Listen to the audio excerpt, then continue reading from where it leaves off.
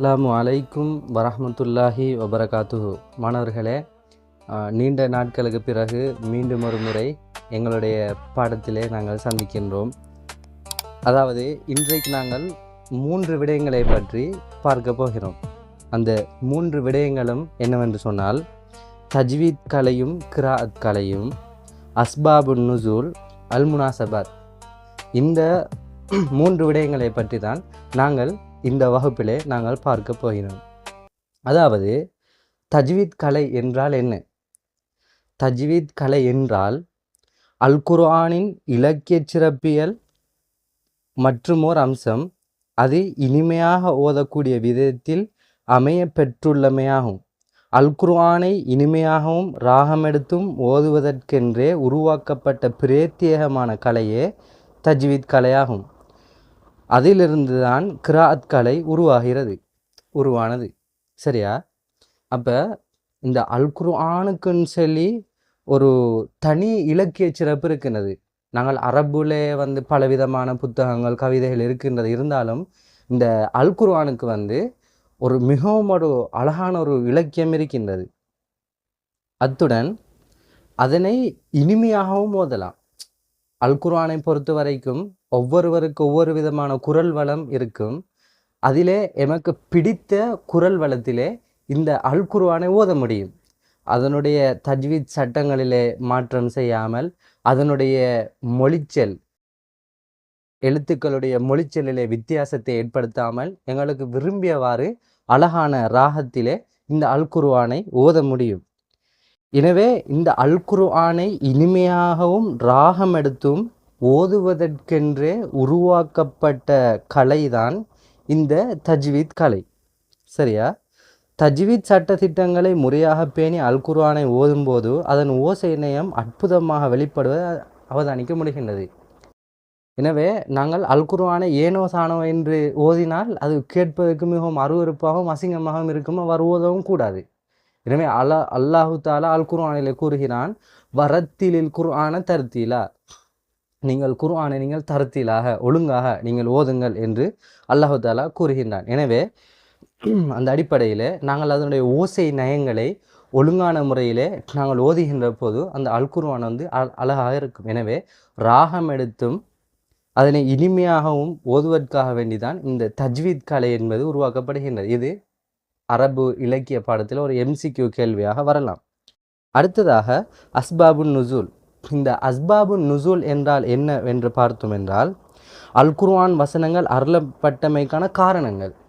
அதாவது அஸ்பாப் சொன்னால் காரணங்கள், நுசூல் சொன்னால் நசல, அதிலிருந்து வந்தது நுசூல், இறக்கப்பட்டது அப்படின்னு சொல்லலாம். எனவே அல் குர்ஆனிய வசனங்கள் இறக்கப்பட்ட காரணம் அதை பார்ப்போம்.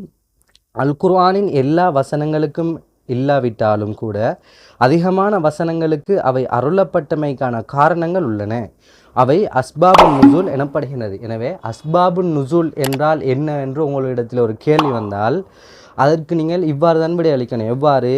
அல் குர்ஆனிய வசனங்களுக்கு அனைத்து வசனங்களுக்கும் இல்லாவிட்டாலும் அதிகமான வசனங்களுக்கு அவை இதற்காகத்தான் அருளப்பட்டது என்று அதுக்குரிய காரணம் கூறப்பட்டிருக்கின்றது. அதற்குத்தான் அஸ்பாபுன் நுசூல் என்று கூறுவது. சரியா? அத்தியாயங்களினதோ அல்லது வசனங்களினதோ முழுமையான பொருளை அஸ்பாபுன் நுசூலின் பின்னணியில் நோக்கும் போதே தெளிவாக விளங்கிக் கொள்ள முடியும். ஒரு சில வசனங்கள் அல் குர்ஆனிய வசனங்கள் இருக்கும்.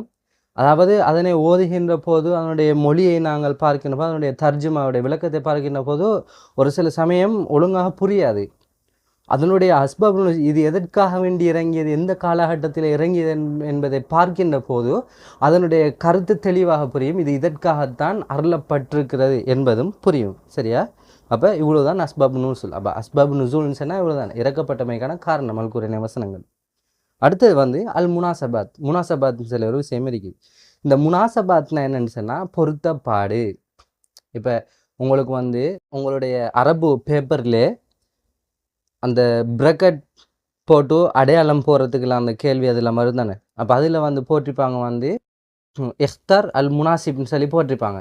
சரியானதை பொருத்தமானதை நீ தெரிவு செய் அல்லது அந்த ஹத் அல் முனாசிப் அந்த சரியானதுக்கு பொருத்தமானதுக்கு கீழே கோடாடி அப்படின்னு சொல்லி வரும். அப்போ அந்த முனாசிப், அந்த முனாசபாத் அப்படின்னு சொன்னால் பொருத்தம், பொருத்தப்பாடு அப்படின்னு சொல்லி சொல்கிறது. இப்போ இந்த பொருத்தப்பாடு அப்படி என்றால் என்னவென்று பார்த்தோம் என்றால், வசனங்களுக்கு இடையிலான பொருத்தப்பாடு ஒரு சூறாவின் முன்னைய பின்னைய சூறாக்களுக்கு இடையிலான பொருத்தப்பாடு ஆகியனவே இவ்வாறு அழைக்கப்படுகின்றது.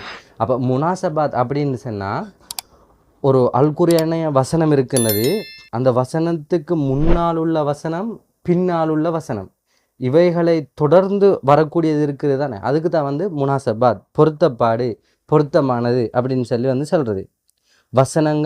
வசனங்களுக்கு இடையிலான பொருத்தப்பாடு ஒரு சூறாவின் முன்னைய பின்னைய சூறாக்களுக்கு இடையிலான பொருத்தப்பாடு ஆகியவை இவ்வாறு அழைக்கப்படுகின்றது. அப்போ அல்லாஹ் தஆலா அல் குர்ஆனில் கூறுகின்ற போது ஒரு சில வசனங்கள் அப்படி தொடர்ந்து வரும். இப்போ சொல்கிறேன்னு சொன்னால், இப்போ அல்லாஹ் தஆலா குர்ஆனில் மூமின்களை பற்றி சொல்கிறான்.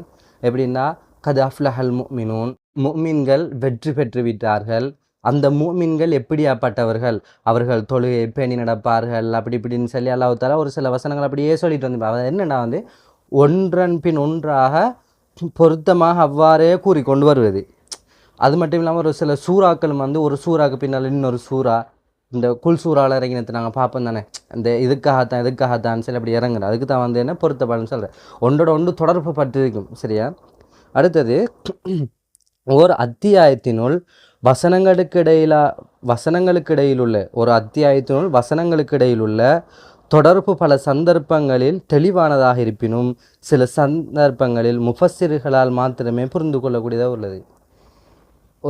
இப்போ சாதாரணமாக படிக்காத ஒருத்தருக்கு இப்போ அல் குர்ஆனை ஓதுகின்ற போது ஒரு சில வசனங்கள் புரியும். அல்லாஹ் இதுக்கு தான் இது சொல்லிட்டு, ஒரு சில இடங்களில் பார்த்தா மேலுக்கொண்ட செல்லப்பட்டிக்கும், இடையில் ஒரு செல்லப்பட்டிக்கும், கடைசியில் பார்த்தா இன்னொன்று செல்லப்பட்டிக்கும். அப்போ இது என்னன்னு சொல்லி பார்த்தேன்னு சொன்னால், இது சாதாரணமாக படிக்காத பாமர மக்களால் புரிந்து கொள்ள முடியாது. இதற்கு முஃபஸ்ஸிர்கள் தான் கருத்து கூற வேண்டும். இது இதற்குரியது, இது இதற்குரியது என்று. முஃபஸ்ஸிர்கள் என்றால் யார்? அல் குர்ஆனிய விரிவுரையாளர்கள், அல் குர்ஆனுக்கு விளக்கம் சொல்லக்கூடியவர்கள் மாத்திரம்தான் அதற்குரிய விளக்கத்தை சொல்ல முடியும். சாதாரண படிக்காத பாமர மக்களுக்கு அதுக்குரிய விளக்கத்தை கூற முடியாது. எனவே மாணவர்களே, இன்றைய வகுப்பில் நாங்கள் இந்த 3 விடயங்களையும் பார்த்துருக்கிறோம். தஜ்வீத் கலை என்றால் என்ன, அஸ்பாபு நுசூல் என்றால் என்ன, அல் முனாசபத் என்றால் என்ன. எனவே அடுத்து வரக்கூடிய வகுப்பிலே நாங்கள் அடுத்த விடயங்களை பார்ப்போம் இன்ஷா அல்லாஹ். சுபஹானக அல்லாஹும்ம வ பிஹம்திக அஷ்ஹது அல்லா இலாஹா இல்லா அன்த அஸ்தக்ஃபிருக வ அத்தூபு இலைக். அஸ்ஸலாமு அலைக்கும் வரஹ்மத்துல்லாஹி வபரகாத்துஹு.